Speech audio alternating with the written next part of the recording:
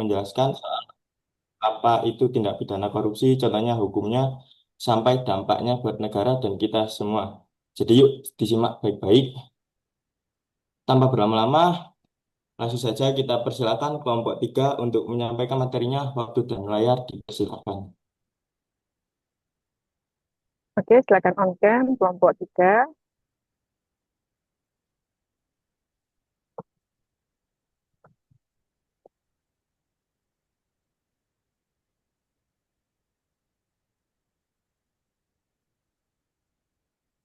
Sebentar, MRK 2 ini masih di kampus.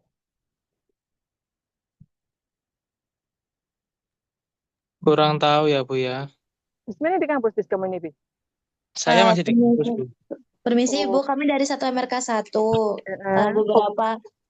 Beberapa anak masih di kampus soalnya masih ada yang harus ketemu sama dosen Bu, beberapa orang. oh ya sudah, kok gitu.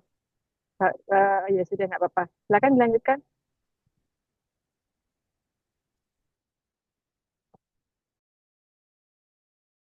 Silakan dimulai. Baik, Bu, tapi sebenarnya ini teman-teman saya dari kelompok 3 sepertinya belum lengkap. Sudah, Isai. Oh, sudah. Habib Faiz.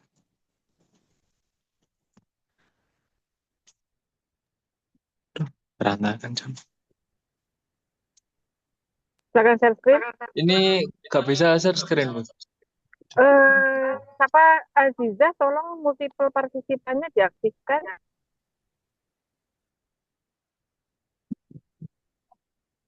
Baik Ibu, sebentar. Terima kasih. Mas. Siapa? Eh, yang sudah press monitornya ya.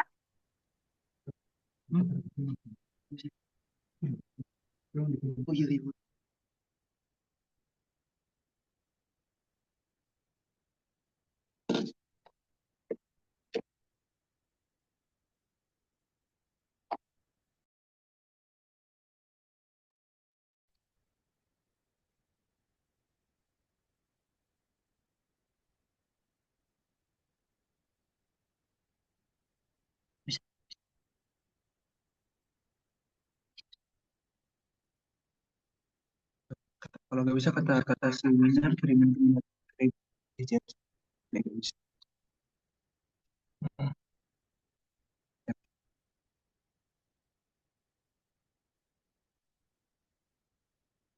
Oh, gimana? Nah,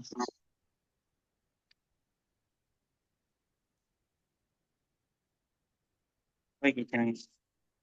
Muhammad Habib Faiz dipercepat.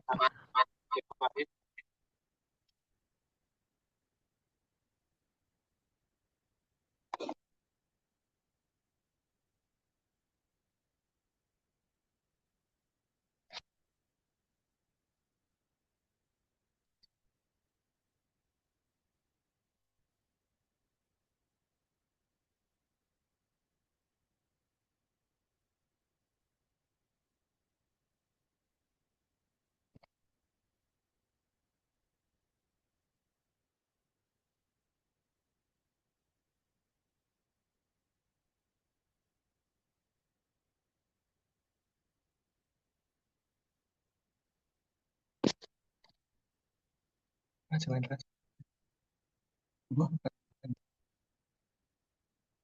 minum bagi aku nih.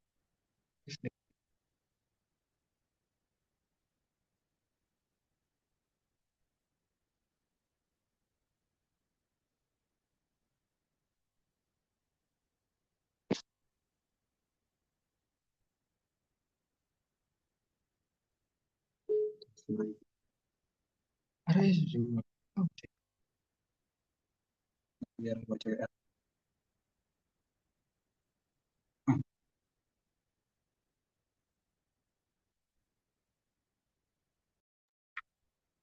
Silakan di share screen. Waktunya sudah berjalan loh ini.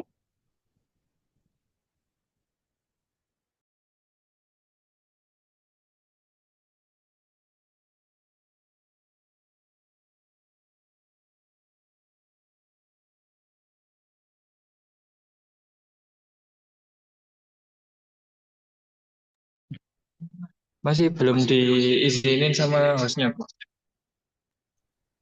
Permisi Ibu, tadi sudah saya izinkan, terus ternyata masih nggak bisa. Jadi hostnya saya alihkan kepada Winar, anggota kelompok 3 sendiri.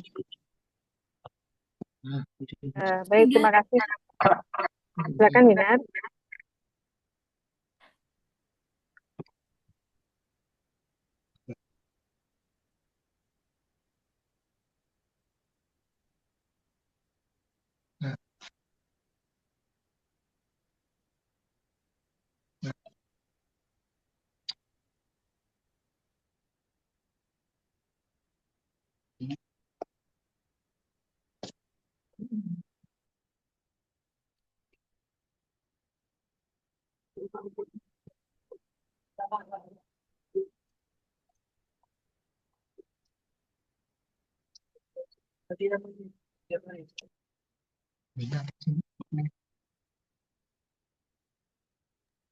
Baik, sebelum kami mempresentasikan tindak pidana korupsi, alangkah baiknya kita memperkenalkan diri terlebih dahulu. Perkenalkan, nama saya Niluma Dewi Dardia Cahyani. Saya Muhammad Habib Faiz Putra. Saya Ahmad Pradito Zailani.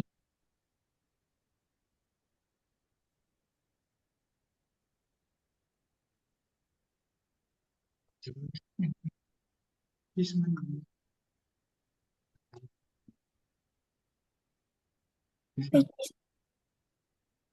bisa dilanjutkan ke halaman berikutnya. Baik, pertama-tama saya akan menjelaskan apa itu korupsi. Jadi, korupsi ini adalah tindakan mengambil uang atau barang milik orang lain untuk kepentingan pribadi. Ini dapat terjadi dalam berbagai bentuk dan skala dari kecil hingga skala yang besar. Korupsi ini merugikan pihak lain, menghambat pembangunan, dan merusak kepercayaan publik terhadap lembaga dan pemerintahan. Korupsi dalam kehidupan sehari-hari dapat berupa suap, imbalan untuk kemudahan, atau manipulasi data demi keuntungan pribadi. Penting untuk memahami bahaya korupsi dan mencegah demi masyarakat yang lebih adil dan berintegritas. Next. Untuk ciri-ciri tindak pidana korupsi itu ada penyalahgunaan wewenang, melibatkan gratifikasi atau suap, dilakukan secara rahasia, bertentangan dengan etika dan hukum publik, dan yang terakhir yaitu ada selalu melibatkan lebih dari satu orang. Baik, presentasi bisa dilanjutkan oleh teman saya. Dampak dari korupsi. Yang pertama bisa mengurangi kepercayaan publik, yang kedua bisa menurunnya pendapatan negara, yang ketiga bisa menjadi peningkatan kemiskinan.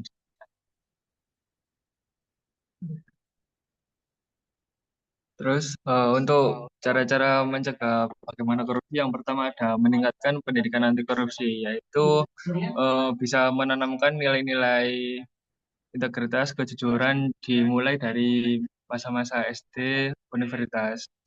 Terus kayak yang kedua yaitu meningkatkan transparansi dan akuntansi publik, yaitu kayak setiap proses pengambilan keputusan, penggunaan anggaran, hingga pelaksanaan proyek itu harus dapat diakses oleh masyarakat, sehingga tidak ada yang disembunyikan.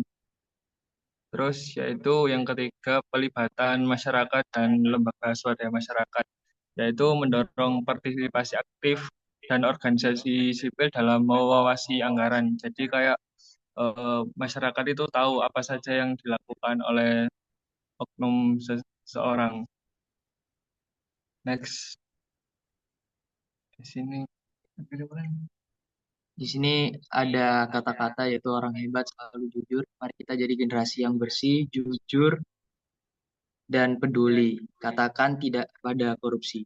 Korupsi merugikan banyak pihak dan menghambat kemajuan. Dengan menyunjung kejujuran dan integritas, kita bisa menciptakan lingkungan yang sehat dan adil. Tindakan kecil yang jujur dapat membawa perubahan besar dan menjadi teladan. Bersama kita dapat membangun masa depan yang lebih cerah dan bebas korupsi.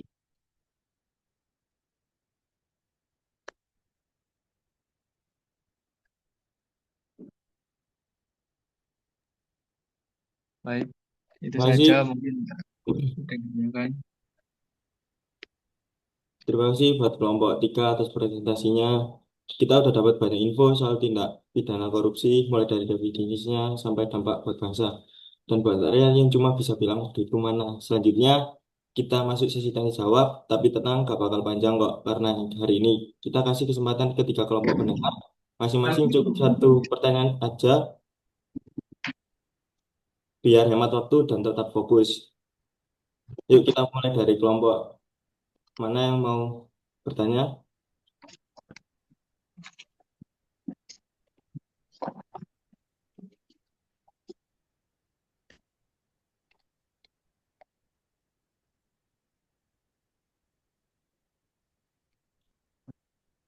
Atau saya tunjuk untuk kelompok yang mau bertanya.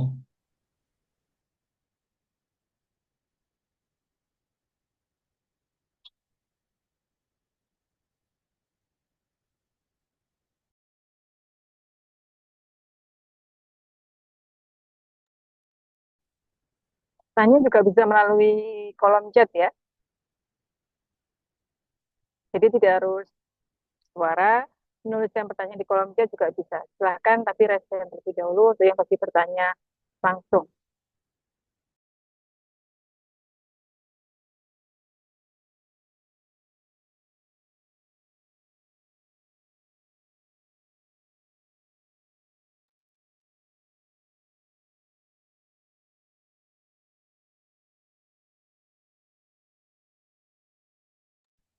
Misi izin bertanya, Bu. Teman-teman dari kelompok dua, kelompok dua.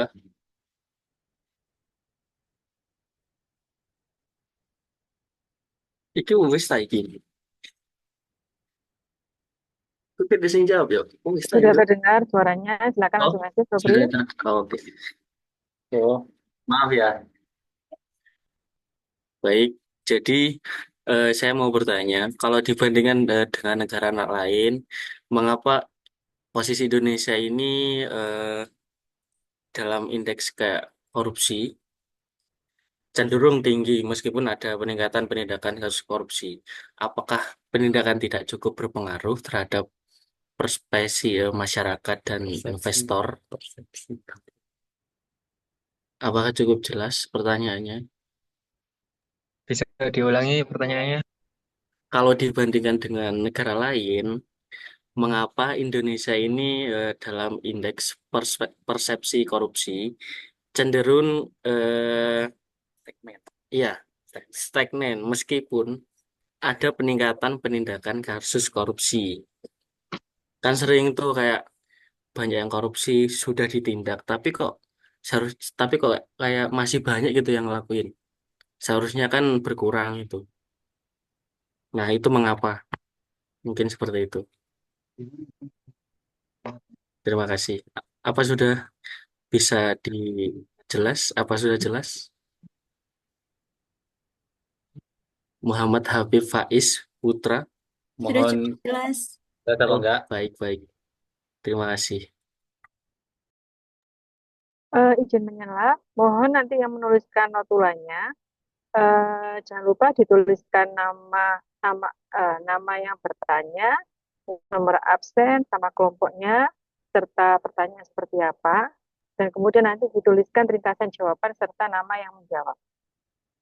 Oh, baik Bu. Sebelumnya, perkenalkan nama saya Sobri Mukrobin Fauzan dari kelompok 2 nomor absen 19. Oke, silakan notulannya dicatat ya. Ada, oke, notulannya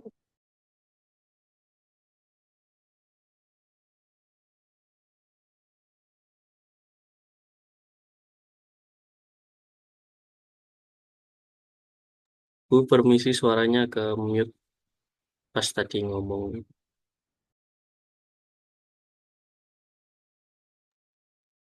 silakan dicatat oleh notulennya nanti jangan lupa dikirimkan saya ya terkait itu.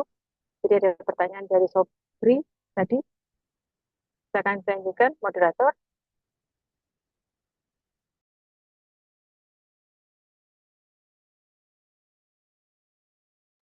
Kenapa Ibu? Silakan dilanjutkan moderator Ah, untuk baik. pertanyaan selanjutnya. Ditampung dulu atau dijawab langsung silakan. Bagaimana kelompok 3 mau ditampung atau langsung dijawab? ditampung terlebih dahulu. Baik, berikutnya giliran dari kelompok mana yang mau bertanya. Silakan satu perwakilan mengajukan pertanyaan.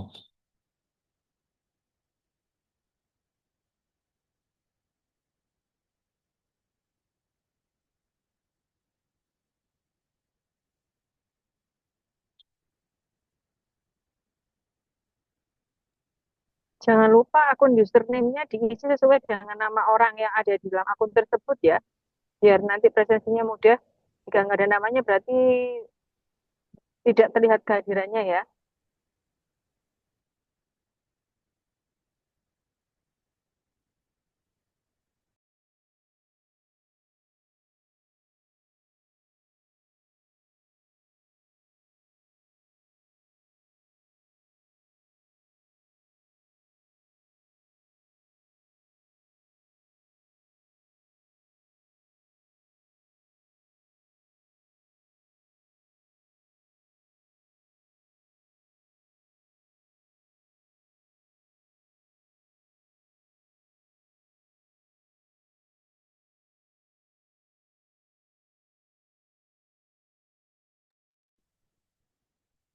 Izin bertanya,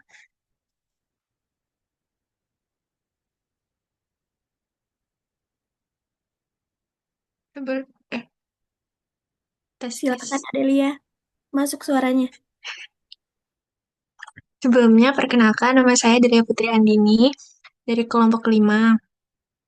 Izin bertanya, pertanyaannya itu kenapa orang-orang masih melakukan tindakan korupsi padahal mereka itu sudah tahu konsekuensinya itu apa dan hukumannya itu apa.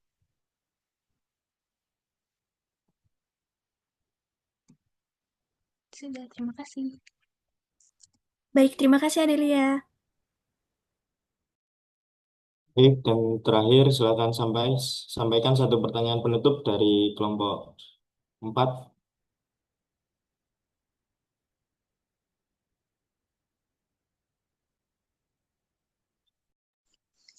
Permisi moderator, untuk kelompok yang terakhir bertanya ada kelompok 1.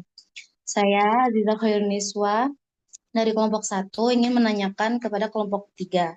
Jika penanganan korupsi di Indonesia seperti tindak pidana tidak banyak memberi efek jera kepada para pelaku seperti pertanyaan Saudara Robin tadi, apakah ada upaya pencegahan lainnya yang menurut teman-teman kelompok 3 yang paling efektif untuk mengurangi tindak korupsi di Indonesia? Apakah sudah cukup jelas? Sudah, terima kasih. Sama-sama.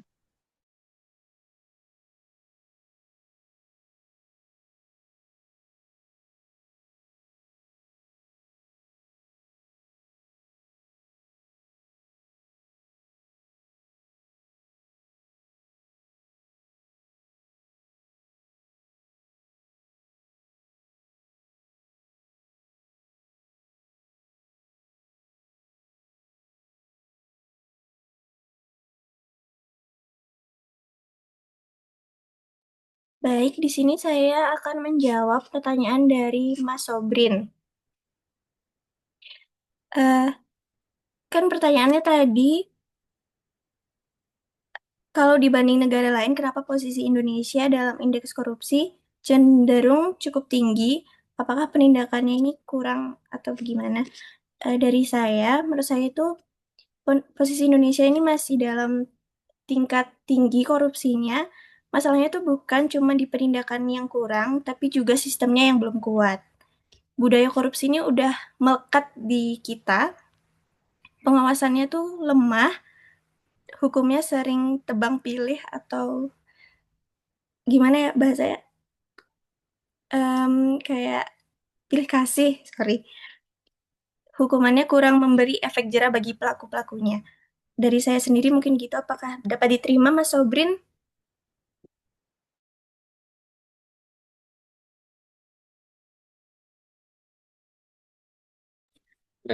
Sebelumnya kan sebentar, kenapa kayak hukumannya itu nggak diperberat gitu? Masa nggak ada solusi lain kan? Soalnya korupsi sudah sering terjadi dan kayak terus menerus dengan hukumannya yang sama, kadang juga nggak dihukuman. Nah, apa kayak kayak nggak ada tindakan apapun tuh apa gimana? Hukuman yang diperberat, apa solusi lain? Iya, selain hukuman yang diperberat, apa ada solusi lain menurut pandangan kelompok kalian? Soalnya kan di sini tuh di Indonesia itu korupsinya itu kan sering banget dengan hukuman yang sama dengan yang ya kadang juga dipakai gini biar nggak ada hukuman seperti itu. Menurut pandangan kalian itu gimana? Apa Kalau solusinya itu? kalau menurut pandangan kami ya, Anda pengennya itu hukuman seperti apa?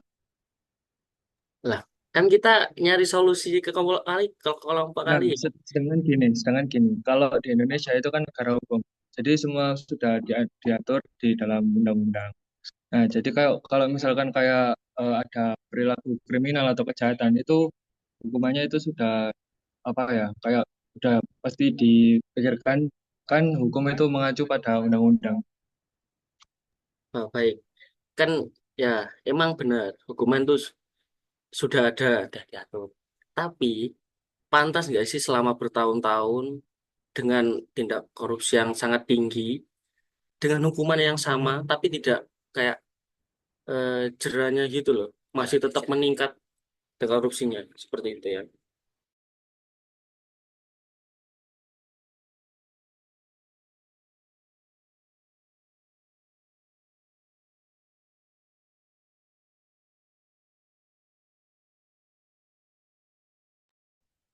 Kalau kalau kalau masih di apa ya, kayak kayak banyaknya korupsi itu kembali kepada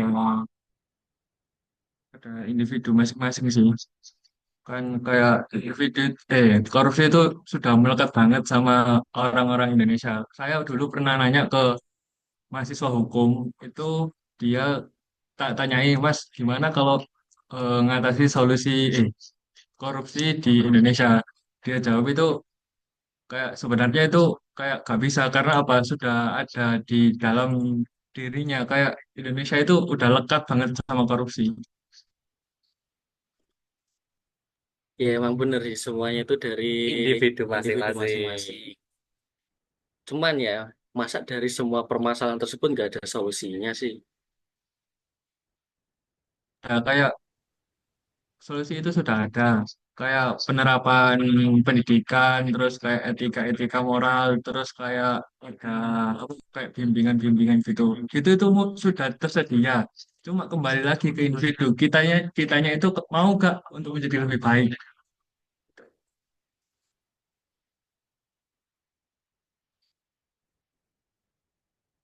Mau nambahin sedikit. Nah, contoh, misal kita dari sejak dini, mulai dari SD, saya sendiri sudah mengalami semuanya, SD, SMA, SMP, SMA. Pasti ada bimbingan, ada pelajaran untuk pendidikan anti korupsi. Nah, tapi mengapa meskipun ada pendidikan anti korupsi, tetapi Indonesia tetap melakukan korupsi itu? Ya, mungkin karena banyak sekali sistem-sistem hukum atau eh, sistem pendidikan yang kurang merata dan kurang sistemnya itu kurang bagus itu. Misalnya kayak kita mau ujian atau apapun, kita pasti ada anak yang nyontoh untuk mendapatkan nilai bagus. Nah, seperti itu kan juga tindakan korupsi kecil, dan perilaku itu bakal ke bawah sampai kita sudah dewasa gitu. Jadi sebenarnya kalau ada solusi, sebenarnya sistem pendidikan dulu yang harus ditata dengan baik. Bagaimana nanti mahasiswa atau murid SD, SMP, bagaimana dia mengerjakan soal-soal tugas itu tidak melakukan contek-pencotek gitu.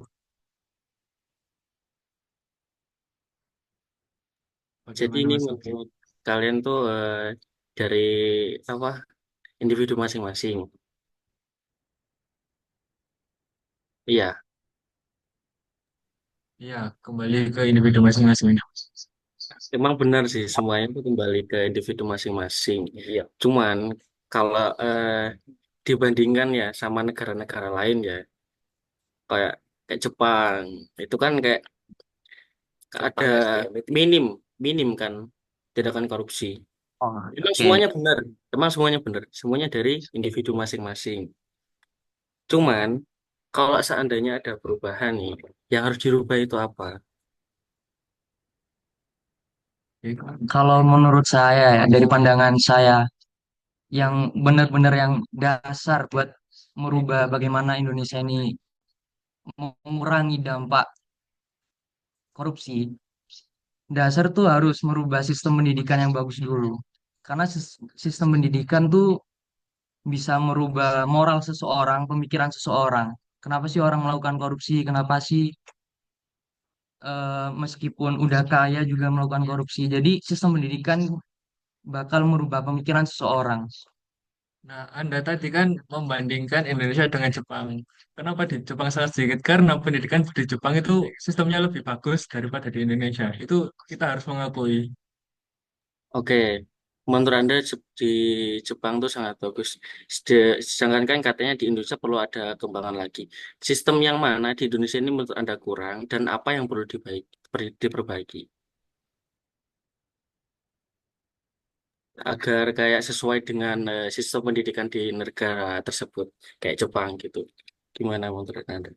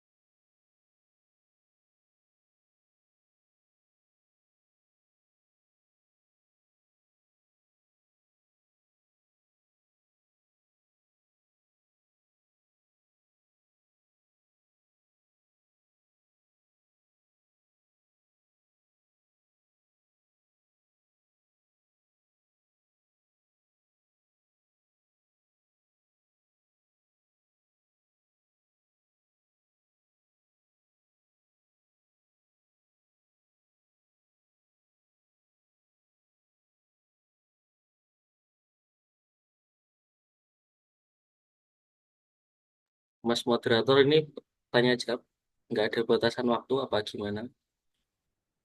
Untuk tanya jawab ada batasan waktu dan mohon maaf untuk pertanyaan Mas Robin sudah melenceng dari pertanyaan yang awal.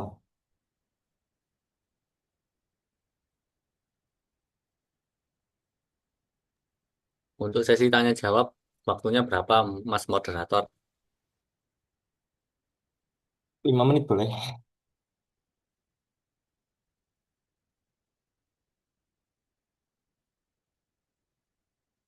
Ya, ini mohon maaf saya potong untuk pertanyaan Mas Sobrin Mukorobin. Selanjutnya kelompok yang kedua yang bertanya. Mohon maaf yang dijawab. Bu, permisi dan Saudara Robin, mohon maaf sebelumnya kami belum bisa menjawab pertanyaannya dikarenakan ini kelasnya mau dibersihkan. Jadi kita mau tidak mau moving tempat. Apakah boleh minta waktunya sebentar? Oh, jelas Oke, boleh. silakan langsung langsung Monggo. pindah dulu aja ya, saya tunggu. Baik, Itu. Bu. Terima kasih. Ini udah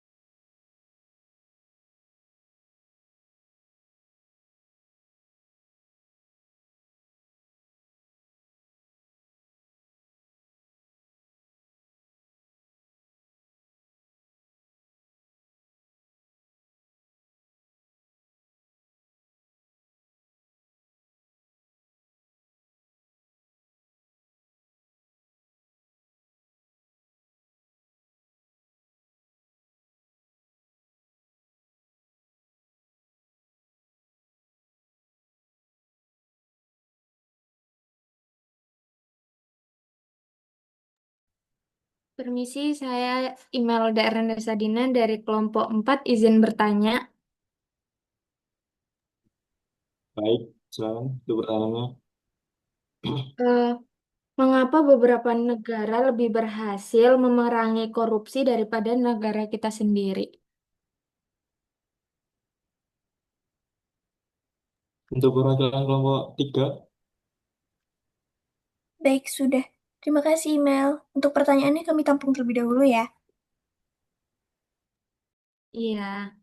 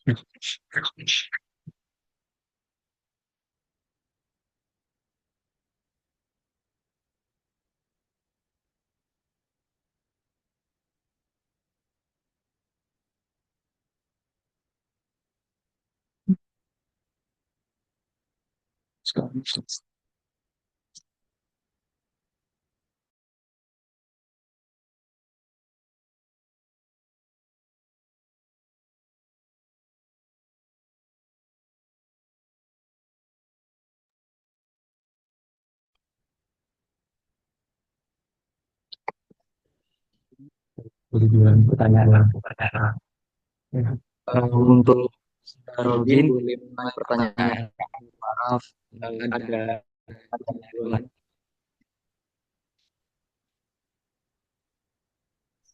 Suaranya man Suaranya bergema deh.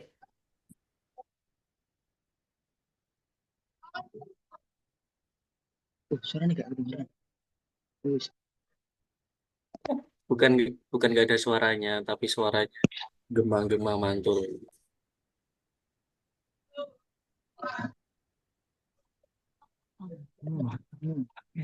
Untuk saudara Rubin boleh mengulangi pendapatnya yang tadi. Oh, yang terakhir ini tak? Ya. Ya. Kok ini bisa jadi mari? Kan kan kalian tadi sistemnya yang perlu dirubah. Nah, sistemnya yang menurut Anda salah di Indonesia itu yang bagian bukan yang salah tapi yang kurang. Tadi yang kayak gimana dan yang perlu diperkembangkan itu yang kayak gimana agar saya ya bisa apa bibit-bibit orang-orang jujur mungkin seperti itu.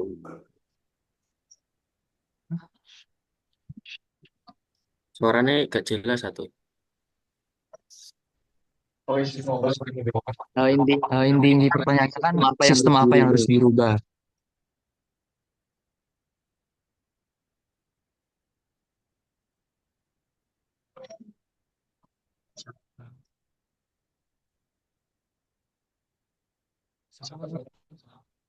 Jadi sistem pendidikan yang mana yang harus dirubah? Menurut saya, sistem pendidikan itu harus menanamkan nilai-nilai integritas sejak dini, fokus pada pembentukan karakter. Karena menurut saya sekarang murid atau mahasiswa mempunyai karakter yang memang kurang baik.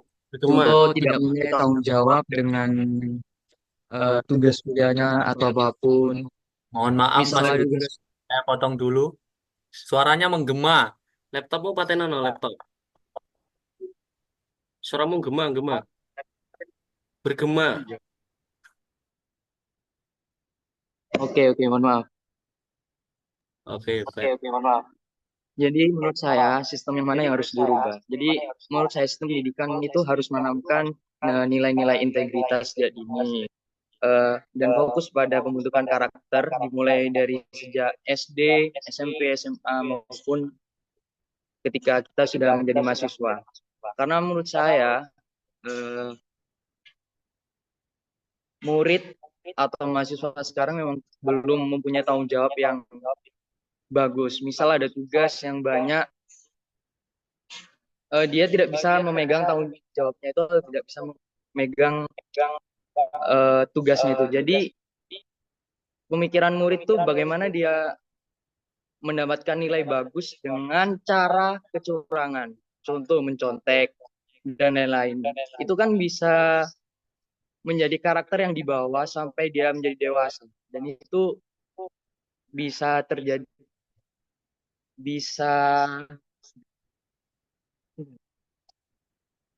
menjadi sifat yang dibawa hingga tua dan akhirnya dia tidak memiliki tanggung jawab itu.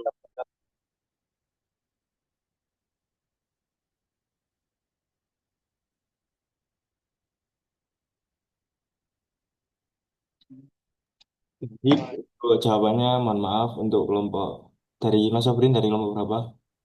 Dari kelompok 2 Mas Lutfi. Mohon maaf untuk dari kelompok 2 untuk menjawab pertanyaan sudah lebih dari 5 menit. Saya potong, mohon maaf sekali lagi. Baik Mas Lutfi. Selanjutnya untuk menjawab pertanyaan yang selanjutnya. Dibatas waktu 5 menit.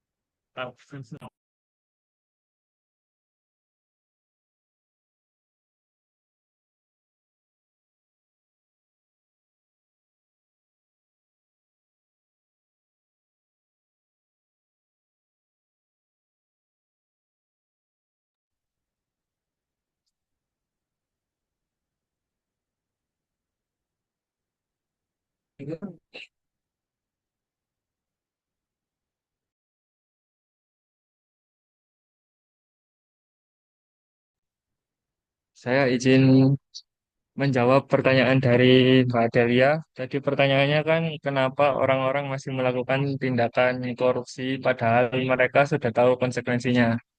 Nah, sama itu juga kayak eh, udah jadi apa ya sifat orang-orang Indonesia gitu loh. Jadi kayak itu kembali ke individu masing-masing dan untuk menangani hal seperti itu juga eh, memperbaiki hal-hal yang kecil seperti kayak sistem pendidikan itu juga harus dirubah. Bagaimana Mbak Adelia?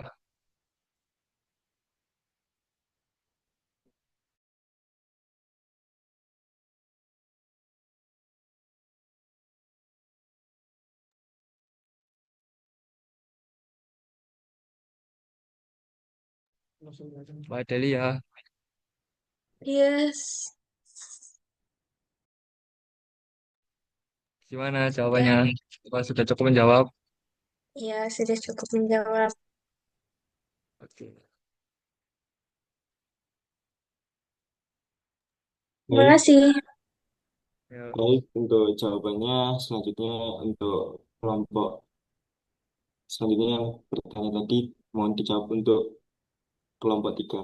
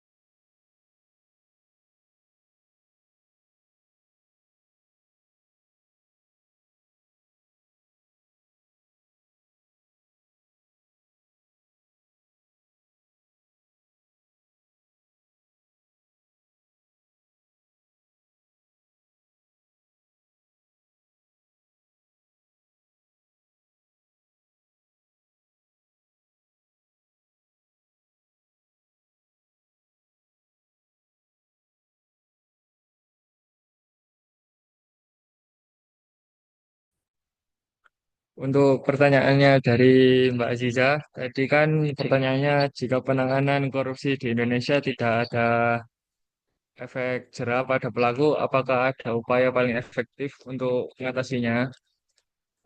Upaya yang paling efektif itu maksudnya gimana? Kan kalau di Indonesia itu negara hukum tidak boleh asal mengambil hukuman. Jadi hukum yang di Indonesia itu sudah diputuskan ya itu nggak bisa kayak kita pukuli seenaknya itu nggak bisa. Terus untuk cara mencegah itu transparansi masyarakat itu harus kayak dijelas gitu loh. Kayak masyarakat itu harus tahu apa saja yang dilakukan. Bagaimana?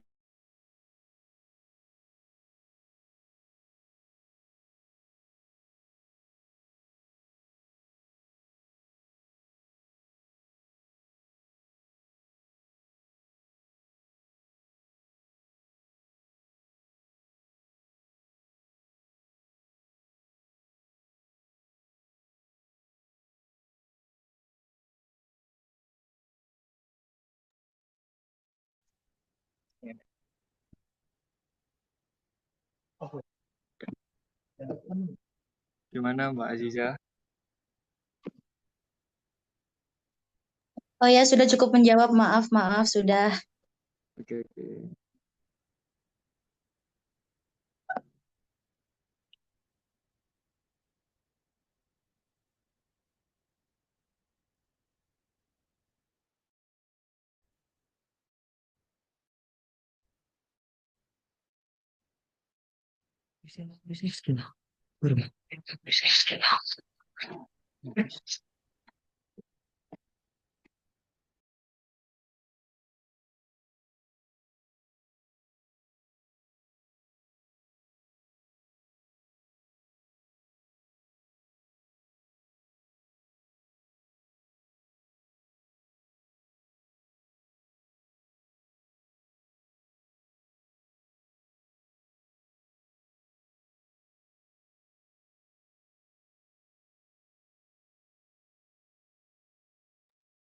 Baik, apakah sudah pertanyaan sudah dijawab?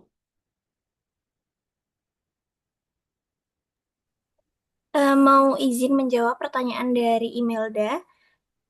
Yang terakhir tadi ada pertanyaan mengapa beberapa negara lain itu lebih berhasil menangani kasus korupsi, namun negara kita itu masih belum dan masih banyak yang korupsi. Menurut pandangan saya sendiri, karena negara lain itu pemerintahannya tuh tegas kepada pelaku korupsinya, tidak seperti negara kita yang masih lemah. Terus korupsi di negara lain itu dianggapnya kayak malu dan membuat gimana pandangannya tuh kayak buat malu, beda sama yang kayak kita udah korupsi banyak tapi malah dibela dan diperingan hukumannya. Ada beberapa yang seperti itu. Dan negara lain itu rakyatnya melek, berani berani speak up tentang kasus-kasus korupsi. Seperti itu dari saya, apakah dapat diterima, Mbak Imelda? Izin menambahkan sedikit juga, seperti yang sudah Mbak Winardia Cahyani katakan, di Indonesia ini juga orang-orang yang korupsi ini merasa memiliki banyak uang, sehingga mereka seenaknya sendiri, seperti menyuap aparat. Jadi kayak seperti yang diomongin Mbak Winardia Cahyani tadi, itu dengan orang-orang menyuap aparat ya menyuap aparat ya yang badan yang berwenang untuk menangani korupsi tersebut disuap dengan uang hasil korupsi tersebut dengan mohon maaf saya salah bicara. Pokoknya intinya mohon maaf. Pokoknya intinya orang-orang yang korupsi ini merasa memiliki uang lalu menyuap badan-badan yang berwenang untuk korupsi tersebut, lalu ya itu tadi hukumannya dikurangi, lalu kasusnya ditutup atau dihilangkan gitu saja, dan yang lain-lain yang sudah terjadi di sekitar kita. Itu saudari email, apakah sudah terjawab? Baik, sudah terjawab. Terima kasih. Baik, sama-sama.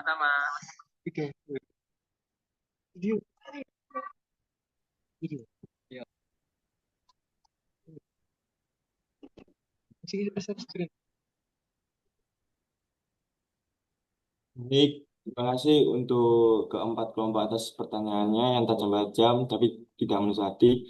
Nah, selanjutnya kita akan melihat video dari kelompok 3. Kita.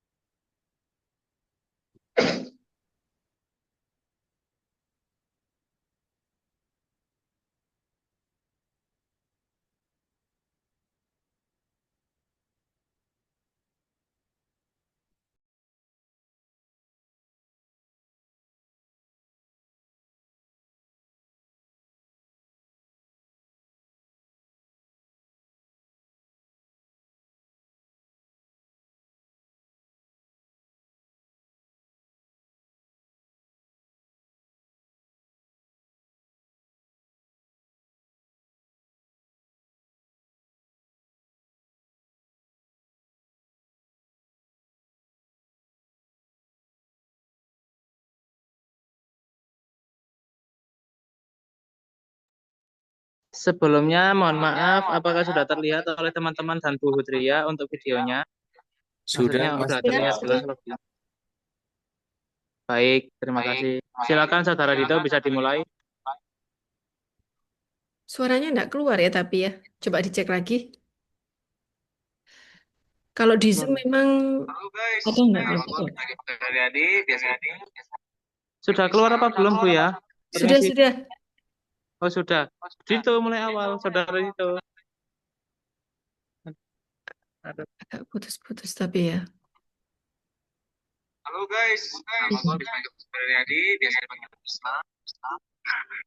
Hai guys, kenalin nama aku Kembali Bina Sana. Winar. Mahmud, di-mute bisa suaramu. Aku Faiz.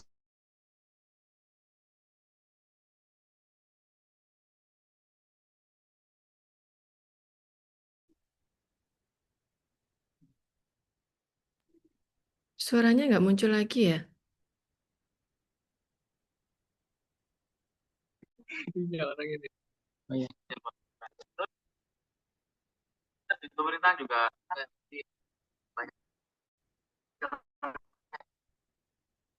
Ya udah kayak sistemnya sama kalau soal korupsi. Jadi banyak celahnya buat orang, jadi gampang disalahgunakan gitu aja.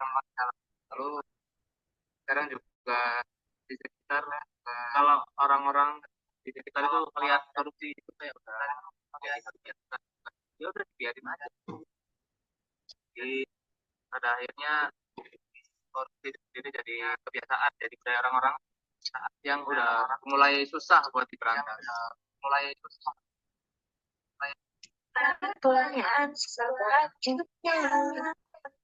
Pas korupsi itu pengaruhnya apa sih ke kehidupan sehari-hari? Ya banyak,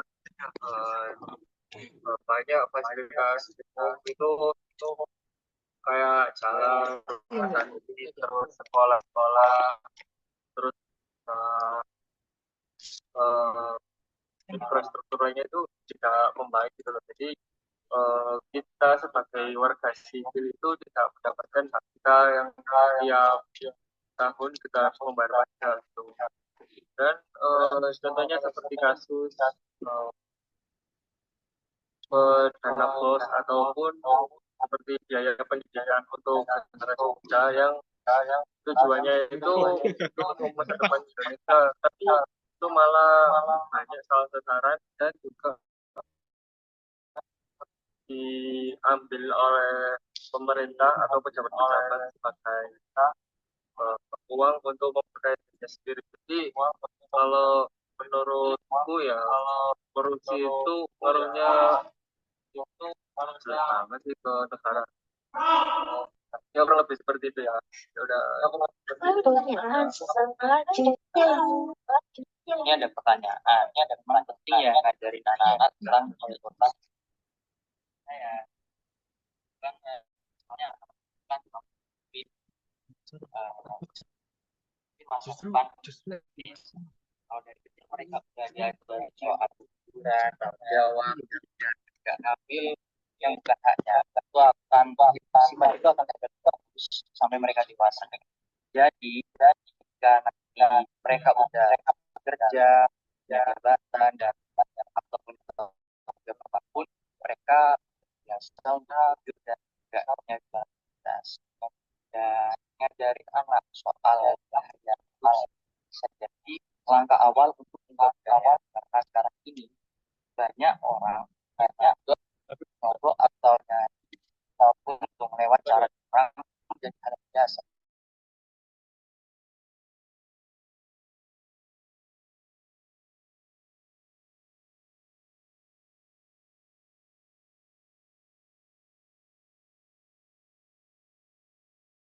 Kalau dari kecil waktu kita di rumah atau di sekolah kan misalnya ngajarin anak jadi jujur kalau menikah atau enggak cek ya cek sifat-sifatnya dulu pelajarannya sangat-sangat sedikit, tapi semua adalah dasar secara jadi intinya makin dini anak-anak sifat korupsi, makin besar peluang kita punya generasi yang jujur dan berintegritas ke depannya, karena mencegah itu selalu lebih baik daripada memberantas.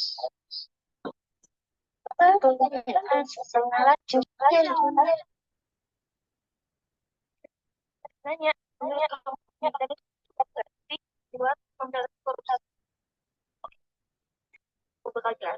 Kalau menurut saya itu pendidikan itu penting ya, tapi nggak cukup misalnya kalau misalnya dia berdiri sendiri. Jadi pendidikan itu membantu kita untuk membentuk karakter orang supaya jujur dan ngerti kalau korupsi itu salah. Jadi selain pendidikan itu harus ada hal lain, misalnya penegakan yang tegas. Kalau ada yang korupsi harus benar-benar tindak biar ada yang mana sistem pemerintahan juga harus transparan dan masih celah buat korupsi. Pengawasan dari masyarakat itu penting banget, dimana supaya pejabat yang tahu kalau mereka itu sedang diawasi jahat pada intinya pendidikan itu awal tapi harus berjalan dengan sistem yang hukum yang kuat dan pengawasan yang kalau semua saling mendukung, baru deh usaha pemberantasan korupsi itu bisa maksimal. Itu aja sih dari aku. Maaf ya. Oke, berarti cukup sekian dari kelompok.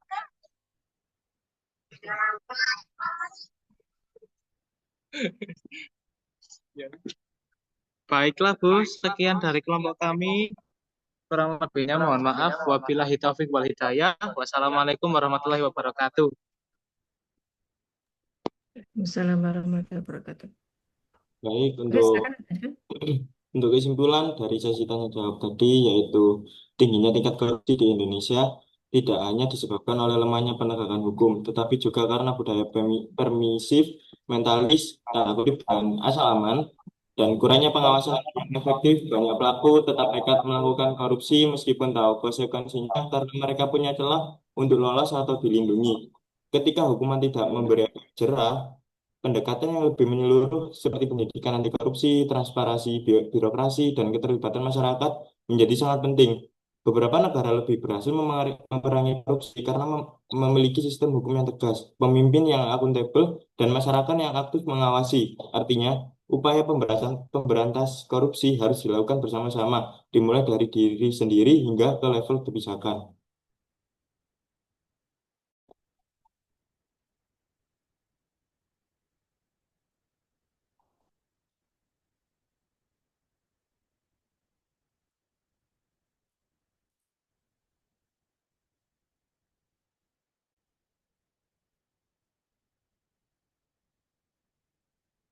Demikian presentasi dari kelompok 3 tentang tindak pidana. Kami berharap materi yang kelompok 3 sampaikan bisa membuka wawasan semua bahwa korupsi bukan hanya persoalan hukum, tapi juga soal sikap dan kesadaran. Korupsi bisa dicegah dimulai dari hal-hal kecil diri kita sendiri. Terima kasih untuk teman-teman yang sudah menyimak, bertanya, dan berdiskusi. Mohon maaf apabila ada kesalahan dalam penyampaian.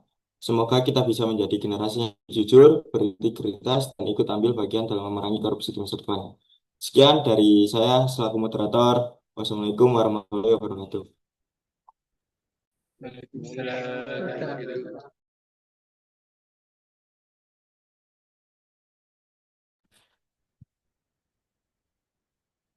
Baik, terima kasih kepada kelompok 3 yang sudah mempresentasikan terkait dengan tema tindak pidana korupsi. Tadi ada berbagai macam pertanyaan dan mungkin juga sudah direkap oleh notulen kita hari ini. Beberapa hal yang ingin saya ingatkan adalah terkait dengan tindak pidana korupsi itu disebabkan oleh ada berbagai macam teori ya. Teori yang sering kali dibicarakan adalah Ghosn teori, yaitu ada greed, kemudian opportunities atau kesempatan, N itu needs kebutuhan, kemudian E exposure atau pembiasaan. Jadi itu adalah teori-teori yang terkait dengan tindak pidana korupsi. Yang kedua, tadi yang saya tangkap dapat disampaikan oleh kelompok 3, sepertinya sudah ada suatu anggapan atau asumsi bahwa di Indonesia itu sudah terbiasa melakukan namanya tindak pidana korupsi. Tadi yang saya tangkap dari berbagai pertanyaan itu, yang kemudian juga akhirnya kita kembali kepada apatisme kita ya, itu kembali kepada diri kita masing-masing. Oke. Tapi yang pasti juga harus diperbaiki adalah suatu sistem manajemen atau manajerialnya ya, karena korupsi itu terjadi karena ada sebuah kesempatan. Itulah kenapa ketika seorang pejabat itu melaksanakan tugasnya, dia akan diarahkan untuk melakukan penandatanganan fakta integritas. Fakta integritas untuk tidak melakukan namanya segala macam bentuk tindak pidana korupsi. Nah, kemudian setiap instansi pun juga sekarang diarahkan untuk mempunyai namanya web PPID, di mana WPD itu terkait dengan adanya sistem atau menu WBS, Whistleblowing System. Apakah itu? Whistleblowing System itu terkait dengan mekanisme pelaporan ketika di sebuah instansi itu diindikasikan terjadi yang namanya tindak pidana korupsi. Nah, di Polinema sendiri sudah ada. Jadi kalau Anda semuanya ingin melihat ya, Anda bisa melihatnya di webnya Polinema, web PPID Polinema, dan nanti Anda tinggal klik aja menu WBS itu seperti apa. Dan kalau Anda melaporkan ada indikasi tindak pidana korupsi atau kecurangan, Anda bisa melaporkan di situ dan rahasianya akan terjaga. Karena itu akan masuk di dalam sistem informasi dari Polinema. Itu contohnya. Kemudian salah satu pencegahan tindak pidana korupsi adalah yang paling penting adalah adanya PAK, yaitu pendidikan anti korupsi. Tidak usah muluk-muluk bahwa kita harus paham undang-undang korupsi, tidak. Tapi ketika kita melaksanakan sesuatu secara prosedural, kemudian taat dengan aturan yang pas ya, berarti Anda sudah berusaha untuk menerapkan namanya nilai-nilai yang ada di dalam tindak pidana korupsi, menerapkan namanya sebuah kejujuran dan sebagainya. Kalau zaman dulu itu ada namanya kotak kejujuran ya, ada kue-kue yang dijual, kemudian Anda membayarnya kotak kejujuran pakai uangnya di situ gitu loh. Jadi Anda tinggal mengisi omplong-omplong atau kaleng-kaleng yang ada lubangnya untuk pembayaran kue tersebut. Cuman kayaknya sekarang saya kurang paham ya, masih ada atau tidak di Polnema ini. Kalau dulu ada. Jadi di tiap-tiap gazebo dikasih kue-kue gitu, snack-snack, kemudian ada semacam tempat untuk pembayaran ya. Jadi biasanya toples bekas kue, tengahnya dilubangi sehingga cukup untuk memasukkan uang untuk pembayaran. Jadi itu. Dan itu contohnya. Kemudian ada penggalakan apa yang disebut dengan zona integritas. Jadi itu. Jadi zona integritas itu adalah merupakan suatu, saya menyebutnya sebagai sebuah sistem ya. Sistem penggalakan yang namanya pencegahan tindak pidana korupsi. Jadi itu. Oke, itu sedikit tambahan dari saya. Eh, Mungkin itu saja dari saya. Mungkin ada pertanyaan dari teman-teman yang lain. Cukup itu aja.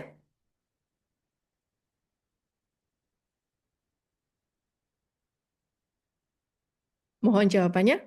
Mungkin sudah cukup, Ibu. Oke, Ya, baik. Baik, terima kasih. Tadi sudah di screenshot kah untuk presensinya? Sudah di-record, Ibu. Oh, sudah di-record juga dan juga sudah Ya. di screenshot ya untuk presensinya. Baik, nanti bisa minta tolong dikirimkan. Berarti kalau kayak gitu itu nanti recordnya terkirimnya ke apa? Ke saya? Enggak ya? Ke yang merecord tadi ya berarti ya? Iya, Ibu. Oh, baik. Terima kasih, Wina. Jadi nanti saya dikasih linknya aja ya kalau gitu ya. Karena Baik, Ibu. kalau saya yang merecord biasanya udah otomatis tersimpan di laptop saya biasanya. Karena tadi nggak tersimpan berarti tersimpannya di Winar mungkin ya. Kayak gitu ya. Iya, Ibu. Oke, baik. Terima kasih atas bantuannya hari ini. Juga sudah menjadi host Zoom hari ini. Semoga apa yang kita pelajari ada banyak hal yang baik yang bisa kita terima. Selamat berlibur ya buat semuanya. Terima kasih sudah kuliah di Zoom sore ini. Insya Allah minggu depan kita melaksanakan kuliahnya secara offline. Hari ini satu kelompok aja ya, karena juga sudah jam 5.